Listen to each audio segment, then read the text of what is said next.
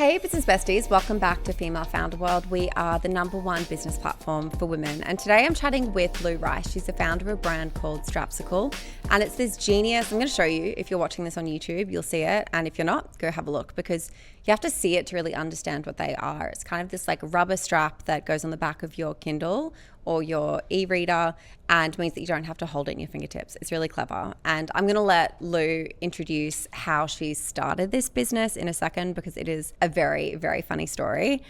But first, let's talk about a few of the highlights and what I want to cover in the show today, because it's going to be a really tactical one. And I always like to bring you stuff in this show that you can then replicate in your own business or just get ideas about how you can implement them yourself. So first of all, Lou's business is on track to hit 5 million in revenue this year, and she doesn't have any full-time employees outside herself and the co-founder. So we're going to talk about how she does that. They've also really masterfully infiltrated a niche on TikTok called BookTok. If you're on there, you know all about it. If you're not on there, you've probably never heard of it. But 50% of their sales are coming through organic traffic right now. So we're going to talk about that. Third, they've absolutely been smashing it on Amazon since day one. We're going to find out how that's working and figure out exactly how you guys can smash it on Amazon as well. And Listicle PR, this is something that I think a lot of us have thought about and maybe not explored to the fullest potential. And we're going to talk about how Listicle PR is really just like this superpower for Strapsicle and how it is fueling their growth. And then finally, we're talking about expanding into China as a brand that is not from the country and founders that don't speak Mandarin. Correct? Absolutely not. As founders that don't speak Mandarin, and how you can pick up on that opportunity and some of the things they're doing to expand into that market, because this brand is absolutely killing it. Lou, welcome to the show. Thank you. So I've just explained what the brand is and what you do, and I want you to give us a little demo for the people on. I'm going to pass you a Kindle. So for people who are watching on YouTube, have a look at this. It's like just the most clever little thing ever. Okay, there's the Kindle. So there's your Kindle. So then we have what's called a Strapsicle strap. You get 2 straps in a pack. Each strap fits each side. So you just slot it on over the top left, top right, and you can hold your Kindle just clever. Like that. So you'll never drop it. We didn't even realize how many people had an issue with dropping it on their face when they fall asleep. So you'll never drop it again. And the other great thing about it is otherwise you're gripping it. Exactly what you said. You're gripping it and you get very sore. People get sore hands. I always was resting it on the side of a pillow or something. Yeah, just trying to get your comfort angle. But now, you've got a very neutral position for your hand and wrist. Really clever. It's one of those things that you look at and you're like, oh, why didn't I think of that? Oh my God, how many people have said that to me? How did you think of this? Okay, so it was my newborn son Archie was about 3 months old. I was breastfeeding him. It was about 2 a.m. I was trying to read my Kindle because, we don't want to be doom scrolling all the time on our phones. Yeah. And I nodded off for a second, and Archie in one hand, Kindle in the other, and dunk whacked him on the head with it. Poor love, he's fine. I screamed, Ben screamed. I screamed, Archie screamed. Ben, my partner, came running in. And the next day, thank God, it was lockdown. There was nothing to do, no one to see. Ben had an old silicone mat in the cupboard. He's a hoarder, and grateful for that. And he made this really crude strap. We still have it, a very crude silicone strap, held together with staples. Wasn't pretty, but it did the trick. And I used it for a few weeks, and I didn't want to go back to my normal Kindle. Amazing. It's so clever. And that story, I think everyone can relate. We've all dropped a phone or a Kindle on our baby's head at some point. It happens, guys. It happens. There's no judgment here. This is a safe space. So that was June 2022. That was the year prior. So about September 21, dropped it on his head, and then it took us... Dropped it on his head. And then luckily we were connected with the manufacturer really easily in China. We had a couple of goes to getting because we have to get the tension just right for the strap, and then launched it 9 months later, not really with any plan, as we kind of, as naive founders do. We actually just said, let's give away the first 200 just to get the market, see if there's interest, and then it went really well from there. Amazing. And you were working a few days a week. You had your baby. Your Yeah. partner was working full time, so this was a nights This and was a weekends. side hustle. Yeah. And so you were able to hit 230K in revenue that first year. Then you got up to 1.5 in your second year, which is when you quit and went full time on this. Yes. Which I love this for you. Yes. And one of the things that fueled the growth was launching on Amazon. And I want to know, first of all, like, what is working for you on that channel, and why do you think it's like specifically great for this kind of product? Well, I mean, if you think about it, Amazon makes a Kindle. Yep. That's where our ideal customers, they're going to buy a Kindle. Why not buy some straps? So I really focused on that. About 5 months in, we were probably only making $2,000 or $3,000 a month on Shopify. It felt great, but 5 months in, it took me ages to get on Amazon. I was really grafting, trying to get that listing up. Naive again, decided to launch in the US and Australia at the same time, because why not? Just a bit more stock. And I think we launched just before Black Friday, which again, I didn't realize even what Black Friday was. You will live and die by Black now Friday. I will live and die. Yes. And December we had our first $10,000 month, and I was like, well, okay, I get the potential of this. Amazon has been a game changer for the business. Actually, the first couple of years, it was actually Amazon US was about 80% of our revenue. And I was kind of ashamed of that. I was like, oh, just got an Amazon business. Don't really have a proper business. But now we've been able to build the Shopify side of the business, because the Amazon revenue has been able to fund that for us, which is great. So what's working really well for us, I've partnered with various agencies. I've had some fails, some successes for Amazon. Yeah. So Amazon ads is obviously a no-brainer. But the other thing is Amazon loves it when you drive traffic to their platform. So we are constantly, like from the very beginning, I was giving influencers Amazon codes, discount codes, and we were driving a lot of traffic through viral content that way. So influencers were sending people to our Amazon store to buy, which was great. And then anytime we have a marketing campaign, I just want my customer to have the easiest experience to shop. So sending them to Amazon to check out all the time. Really smart. Something that I think you've done really well, and that I think a lot of folks can learn from, particularly if they are either looking for an idea of something to do that is going to instantly like hit with a devoted community, or if they want to find a devoted community to launch their product to or share their product with, is you have found this cultish community on TikTok. Yes. BookTok is one of the strongest communities on that platform, and you have just infiltrated it. Yeah. I want to know how you did that. And for people who are sitting at home and they want to take this advice and replicate it in a different niche, like what insights do you have that you can share to them to kind of like get them 5 steps ahead of everyone else when they try it? Absolutely. So BookTok, millions and millions of reading accounts dedicated to books, and within that a huge subsection are Kindle users. So made total sense for us. We need to be there. That's where our ideal customer is. And then TikTok, I think Gary Vee talks about this a lot. It's an interest-based search platform. Yeah.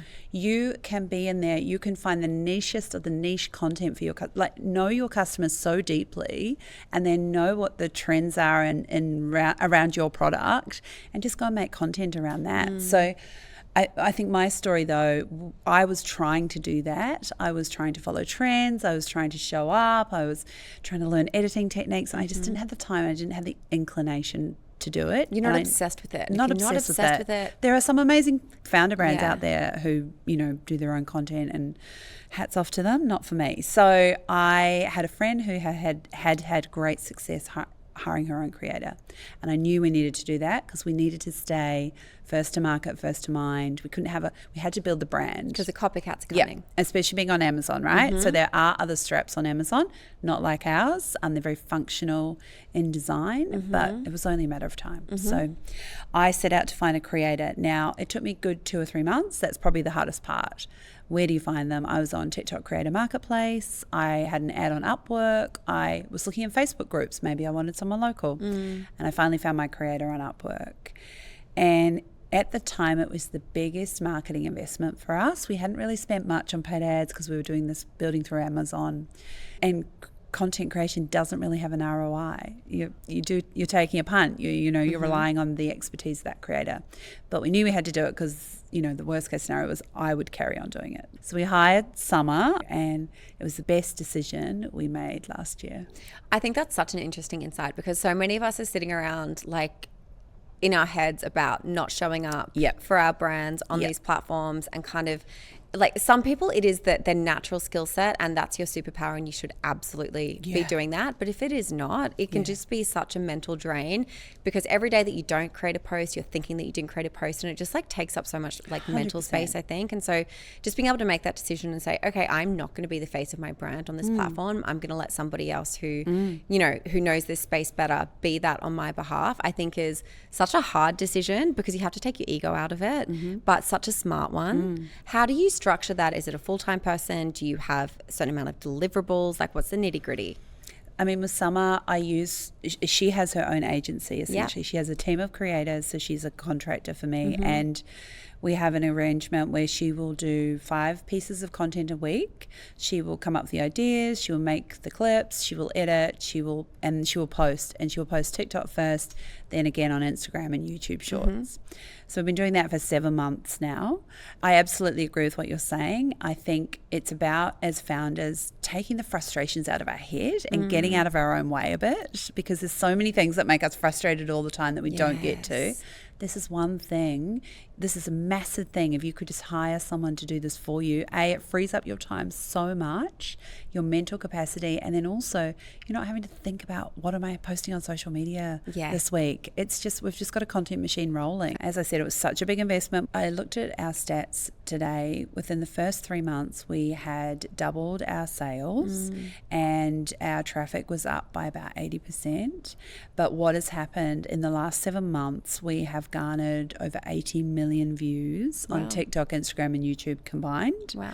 And that's amazing, right? That's bringing eyeballs to the brand. If you're paying for that through paid ads. Exactly. And that organic content, I mean, as you know, a piece of TikTok viral content can carry on being viral for months and months. Yeah. So not only that, the view's great, but also I just see spikes in sales on Amazon. So Summer she has 2 or 3 other creators in her team.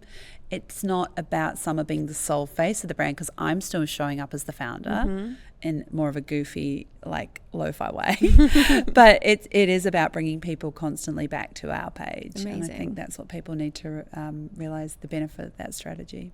Something else that really worked for you last year, so we're going into towards the end of 2024 now, and you started tapping into Listicle PR as this like superpower strategy. What is Listicle PR and how do people do it? I stumbled across this. So Listicle PRs are just literally those lists that we consume online. You know, if you're searching, you know, what are the best restaurants for my group of friends in Manly. I've written like 1,000 of them. I was a fashion and beauty editor for years. You know what you'll Google it and my byline will be there. Okay, fantastic. Yeah. And there's so many of them, right? And if you think about buyer behavior as a consumer, if I'm searching and reading a listicle, I'm much further down the buying funnel. I'm ready to buy or I'm ready to book that restaurant. So Listicle PR to me is like, I've been calling it PR that converts. And then around, you know, Black Friday, Christmas time, when everyone is so hyped up and they're desperate to not miss out on the deals, make sure the Christmas presents come in time, like that Listicle PR just cranks. So the gift guides, oh my God. So I'd had some moderate success with doing it myself in December 23, and I just emailing a journalist. Yeah, I went through Prowly. I don't know if you know Prowly. No. It's a journalist database. You pay for a monthly membership, then you can go and get X amount of journalists, I think up to 1,000 journalist names. You can pay more to get more. And then did my press release in ChatGPT, pitched it out. I got Oprah Daily and I got Cosmopolitan. Awesome. But the Cosmopolitan article, I mean, get this, for a niche listicle, it was like the top Amazon Kindle accessories under $35 you need right now. I was like, please take my money. Thank you. So give me that search. Yeah. So then my Amazon traffic surged because they're always sending everyone to Amazon because they get their affiliate commission. So I knew I had to double down on it for 2024. I literally hired a PR agent in the US who specializes in listicle PR, no joke. And she was very cheap. Who it is. Nicole from NRPR Relations. Okay. She's been incredible. I could literally show you the snapshot of our December PR. There were 20 listicles. Oh my God. Like Yahoo Live, 395 million readers a month. Yeah. obviously they're not all reading about the best gifts for book lovers, but you don't need all I'll of take them a slice to. of that pie. Yeah. New York Post wrote, these are the Kindle accessories that will arrive before Christmas. Like, fantastic. Amazing. Yeah. So highly recommend that. Plus the organic content going viral absolutely fueled our Amazon sales last year. That's so cool. You know what it sounds like to me? It sounds like you have just nailed search in everything except for like optimizing for Google. Do you know what I mean? Yeah. Like, you have been like, okay, where are people actually searching right now, and how do I reach them through those channels? It's TikTok, it's Amazon, where I think 60% of people are searching on Amazon instead of Google now. Yes. And TikTok's taking up like a lot of that as well. Yeah. So it's pretty impressive. And then the people who are like really searching, and then the results they're getting are usually the professional publications who live and die by SEO optimization, and you're getting in those stories. Yeah, like, through it's the really listicles. smart. Well, I think too, like, I feel like a lot of businesses start and they go traditional marketing, right? Of course, get your emails, do your organic socials, and then they jump to paid ads, because paid ads has got that lure and appeal of, I can pay some money and get immediate response back. And then you get stuck in that trap. Whereas I think we've just, for whatever reason, gone these slightly less conventional way, and it's just worked out for us. And you've had pretty good. You've had pretty amazing wins with retail stockists as well. What's that journey been like? Obviously, we're a niche product that attaches to a product. Yeah. We'd had a bit of wholesale opportunities through bookstores, and that was great. We went to New York now last year, big gift fair in New York, and quickly realised that actually it's not for us. That's not our low-hanging fruit. Yeah. We actually need to be on the shelf next to any retailer selling a Kindle or a Kobo. That makes total sense, right? I'm going to buy this because I'm going to buy this. Yeah. Whereas a gift stores, I think it's a nice product, but it's probably you're not going to be hitting your niche as much. It's just going to sit on the shelf. Yeah, exactly right. Bookstores still be good. So we went to a consumer electronics show in January in Vegas, and no meetings. We had no expo stand set up, and I just hustled hard on the app. It had the whole attendee list. So I was like, thank you. And so I managed to get meetings with Kobo and Pocketbook, who are competing e-readers in the Kindle market. And then we also managed to get an elevator pitch to Apple. So that was really cool to start setting up some of those kind of longer term retail partnerships. We're talking to Barnes & Noble. Amazing. At the moment, we're working through that, because they have their own Nook e-reader. So we can make bespoke straps for them. But actually the biggest opportunity that came around last year, and it was just before Shark Tank, was Officeworks, which is a very big retailer in Australia. Very cool. A stationery company, one of the top 10 retailers. I want to ask you for some resources. Yes. I ask everyone who comes on the show, and I just want the like tactical stuff that people can go and download, read, listen to, try out, that's been helping you as you've been kind of up-leveling yourself as a leader, but also just building this business. Can you give us a few? I actually have 2 Shopify apps that I'll share. So Zigpoll, post-purchase survey. I think it's probably the most accurate way to measure your sales, where they're coming from. And that's how you found out that 50% of your shoppers were organic. So it's just one simple question: where did you hear about us post-purchase? And so 25% coming from TikTok content, 25% coming from Instagram content in the last 7 months. Amazing. Wow. So there's that one. Order editing. Hamish McKay, he's a 23-year-old. He's actually building his journey on LinkedIn. It's fantastic to follow. But order editing gives your customers the ability to edit their orders for 2 hours post-purchase. So smart. People who want to change size, or I got the wrong size, or I got the wrong color, they can go and they can change their address. They put their wrong address in. So it's just saving businesses. It's saving us thousands of dollars a month, and not to mention customer service time. Yeah. So those are my 2 favorites. I listen every day to the Daily Mastery podcast from Robin Sharma. He's the monk who sold his Ferrari. That's one of his books. Fantastic, 3-minute sound bites just on leveling up. So like a little pep talk. Yeah, pep talk. I love following, I don't know if you follow Simon Beard. He was Culture King, sold, and he is just full of again, unconventional ways to grow your business. He's very big on content and creative. And then a book I just read, I loved, Things Will Calm Down Soon, Zoe Foster-Blake. Oh, yeah, I've been wanting to read it gave me anxiety the whole time reading it. Because it is literally fly on the wall of an e-com founder's And she's the founder of an Australian beauty brand called Go To. Yes. That is huge, and she bought it Huge. back. Didn't she buy it back? Yeah. Yeah. For like 80 million or Yeah, something. which was a Wow, lot less 8 than she million. sold it to them for. Yeah. But fantastic. But it just, Okay. Things Will Calm Down Soon is a Yeah. fantastic name for a Yeah. story about entrepreneurship. it just makes you want to hustle harder, I think. Okay, business besties, let's switch gears for a second. Real quick, I want to talk to you about this season's presenting sponsor, Vistaprint. They are sponsoring this entire season of the Female Founder World podcast, and we love a supportive sponsor. So much so that we're actually working with Vistaprint ourselves to create the merch and all of those beautiful event perks that you know and love from our in real life Female Founder World events. If you haven't heard of Vistaprint, here's what you need to know. Vistaprint helps all kinds of business owners print all kinds of marketing products like super professional business cards, fun merch, eye-catching flyers and brochures, and a whole bunch more. And it's all completely custom, so you can do whatever you want. Whatever you're imagining right now, Vistaprint can print it. And if you're wondering if you're ready to be a designer girly, their easy-to-use website makes it super simple. Plus, they have designers on hand to help you if you really need it. Right now, Vistaprint is giving all Female Founder World podcast listeners a little something, 25% off your first order at vistaprint.com. Use the code FFW25 at checkout and step up your branding game. We put a link in the show notes if you want to learn more. So the next thing I want to do is we've got some listener questions, and I've got one that I want to play for you and really just get your advice. Hi there, my name is Jessica Santander, and I am the founder and designer of my handmade jewelry brand called Jessica Santander.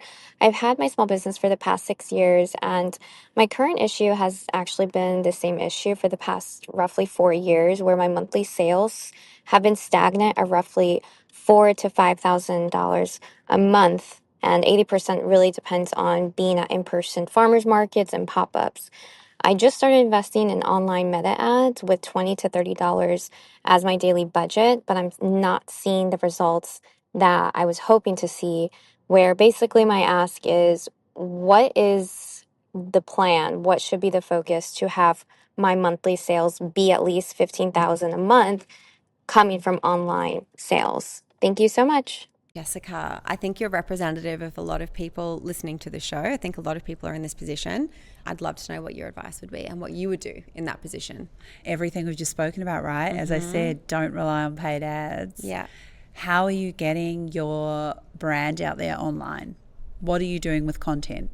Are you telling your founder story? How often are you posting? Could you get someone to help you, perhaps someone local, so it's not a big investment? I think thinking about unconventional ways to reach your audience, because really it's just about going out and filling the funnel of customers who are then going to buy from you, and you're only converting probably 3 to 4%, so you've really got to fill that funnel up. I've built a really small but mighty Facebook group community, and I did that by going out and finding my ideal customer in other Facebook groups and talking to them there as the founder and introducing the brand. And then I brought them over to our testing group. So I think about your customer, where they're spending time online, really where they're spending time online, and go after them. You can't just sit back and expect them to come to you from, putting out some ads or posting some content on social media, I think. Yeah, and I think the fact that she actually is able to sell stuff in the farmer market environment means that people like it when they see it. Yes. So you just need more people to see it. If you could find someone who could just follow you around with a camera and then clip up some videos. I know. That would be so good. A local I mean, it'd be terrible, but great. Yeah. Fly on the wall, no holds barred. But I mean, that content, you've got content for days there. Yeah, absolutely. Yeah. I think that is such good advice. It's like, find someone who can create the content for you, who's really good at it. Think about unconventional ways to reach that customer where they're hanging out. Yeah, your online communities. I mean, Reddit. Reddit is an amazing one that's very untapped. Everyone is talking about everything in Reddit. I would be doing a deep dive on platforms like TikTok, Reddit, YouTube, on jewelry, on anything else that you think your customer is interested in, based on literally you DMing them and asking them and like having those conversations with people that keep repurchasing or getting on a call, and then looking at the types of content that's on there, the other stuff that they're doing, and then just like over hours and hours and hours of doing this, you're going to amass this idea of like, okay, this is the content that they like, this is where they hang out, this is the other brands they're shopping, and then you'll have a strategy. Exactly right. Something else that you have done, which I think is so interesting, is you are looking at live shopping and you are looking at China as a market, and I want to understand how, because you don't speak Mandarin. No. What made you first think that you need to be expanding into that market, and what is the opportunity there that people are missing, and how are you doing it? I think my overall philosophy is go where your customers are, wherever they may be. Yeah. And for us, don't be precious about it. Like, you think precious. this is who your customer is, like let them tell you who they are. Exactly right. Yeah. So we started getting a lot of customers from China, and I know some people are often hesitant about that, but I didn't realize what a consumerist society they are. The one talk I went to at CES was on live shopping, and the slide they put up blew my mind. I've shown so many people since. I'm such a nerd. We did a workshop on live shopping. If you're listening to this, it's in your bestie dashboard if you remember. Okay, I need to watch that because we've just got on TikTok Shop. But basically, in 2025 in the US, it's predicted that consumers will spend $57 billion. Cool. That's quite a nice amount. In China, it's $915 billion on live shopping. And define live shopping. Well, if you think about TikTok, TikTok Shop, I think Amazon like Live, home shopping off, social. shopping off video, right? Live video. And we've all seen the video of the influencer in China, and she's sold like 17 products in a minute. So I was like, why wouldn't I want a piece of that pie? And then when Red Note started taking over, when TikTok was about to go down and there was hashtag TikTok refugees, everyone was joining Red Note, who went and set up their brand page? Well, I did, because why not? And it was searching Red Note. There were posts and posts and posts of Strapsicle products. Wow. So all my customers who'd been buying for the last 2 years were sharing them on Red Note. That's how people were finding us. Wow. Hashtag Strapsicle has had 400,000 views on Red Note. Wow. So of course I need to be there. So now we've got Summer's content now translated in Mandarin. We're trying it out. My VA in Bali's been helping me. I think there's an app she's using. There's a native translate feature in, and then there's another app she found, I think, that is better. So it's like voiceover? Yeah. Wow. Mandarin voiceover and supers. So she's just playing around with our existing content. Yeah. We've got thousands of views. That's great. Wow. But my next goal would be to hire a Chinese content creator. Yeah, someone who also just gets it and can and do live shopping for us, because God, $915 billion. We can all be a part of that. Are you shipping from here? No, we have 3 warehouses. So we have an Australian warehouse, we have a US warehouse, and we actually have a bonded warehouse in China.